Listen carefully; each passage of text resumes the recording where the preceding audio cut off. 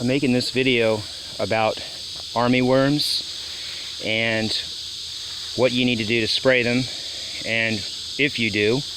But anyway, the fact is, armyworms don't have to be sprayed. They only last 3 or 4 weeks, and they're only during the driest part of the summer when the grass isn't even growing. And they're kind of a cutworm. They live under the soil, and when it gets dry, the nematodes that are naturally in the ground, a special type that eats cutworms types, they slow down because nematodes need moist soil to migrate through the soil. That's why you have armyworm infestations in dry weather. They're not something that's permanent that you can spray and get rid of forever. I mean, they're going to come back next year if the soil conditions get dry, and you're not going to get any production by spraying extra. It's ridiculous, because what are you going to get in 3 weeks anyway? I mean, you know, that's not a big deal. The reason I'm so into that, telling you about that, why I think it's so important, is because I have a neighbor who thinks he has armyworms once a week. And all these hives right here you see were once filled with bees. And now they're all dying out because he owns 5 sprayers, and he sprays with the worst kind of poison. And I've got all kinds of dead bees under my hives, and this is 4 days old, so my bees have dried up, the dead ones. But you can still see them. They were just everywhere. I've been cleaning out dead hives. Here's just piles of dead bees. And if the temperatures are in the upper 90s, they feel like 100. Here's a screen bottom board from one of my dead hives. You see all these dead bees. Look at this one. This is now really dying out. It's because the armyworm poison permanently kills the honeybee when you spray it. So think before you spray your lawn. But one effective way you can kill them and not harm the nematodes in the soil, which prevent them, not harm the tiger beetles or the toads, the amphibians that are eating them all the time, and of course birds and things like that, is very simple. BT, it's a bacterial poison that only affects certain kinds of insects.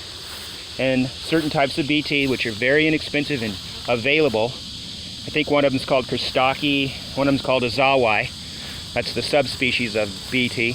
They won't harm honeybees.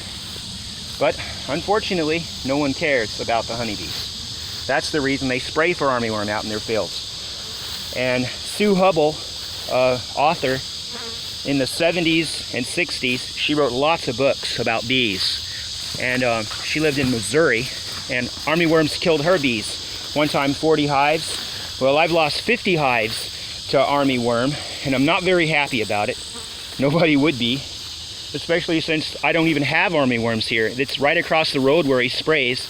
I've never even seen an armyworm. I've seen tent caterpillars and other kinds of butterflies and moth caterpillars, but I've never seen an armyworm. I mean, look at my lush grass. And I've never sprayed anything here. I wouldn't spray. Why would I want to put poison on my animal salad dressing? It's ridiculous. I wouldn't eat it. Why should I make them? Anyway, this is a result of armyworm poison. This is what you're doing to people like us and the beekeepers, and also the honeybees that might have been able to survive in the wild. Of course, they're not here in the wild anymore. You leave behind just major piles of dead bees from the hives, and then they become too weak to fight off predators that attack bees, such as small hive beetles, wax moths, burrow mites, and if the beekeeper's not here to constantly help them nowadays, they're going to die off. That's why you don't see the black bee anymore. We used to have a black bee here. That's why they imported the yellow Italian, because Apis mellifera, which is the black bee, it was all over the woods, and they claimed, oh, it's aggressive, and they said it was not thrifty and it would get disease too easy, and they just wanted those Italian bees. So about 1857 they imported a bunch of yellow Italians, and now every one of our stocks has the blood in them. That's why they look so yellow. But I would highly recommend that you don't spray if you can possibly help it, because you're not going to do any permanent destruction of the armyworm anyway. You're just going to permanently destroy an insect that actually does overwinter. The overwintering insects are honeybees. The armyworm is a temporary thing that comes in on a moth. And the moths just come in when it gets warm enough, and they lay eggs in the pasture, and their eggs hatch out and birds eat them in a normal year. The nematodes are in the soil. They prevent them from being able to grow very well, and then it becomes dry and hot. you know, I've already told you that. The grass stops growing good, and then they blame the armyworm. Main reason because there's all kinds of propaganda out there, because just about every YouTube video you see is from a person who sprays for them and you pay them. It's like a lawn care service or something, and they try to make you think, oh, these things are going to get you.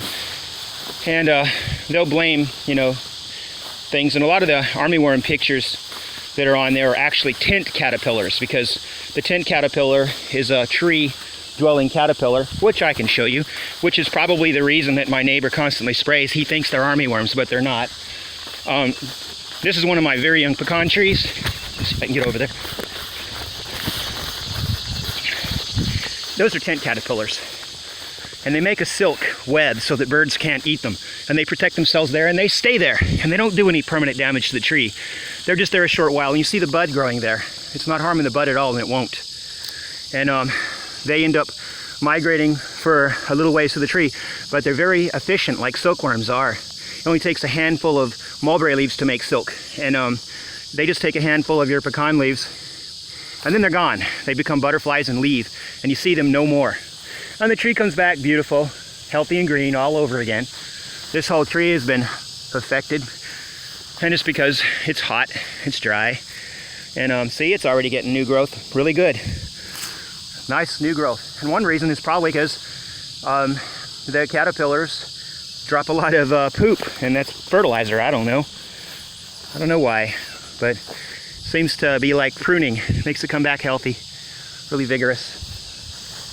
Okay, that's what I got to tell you. Just because I'm not too happy about my bees getting sprayed.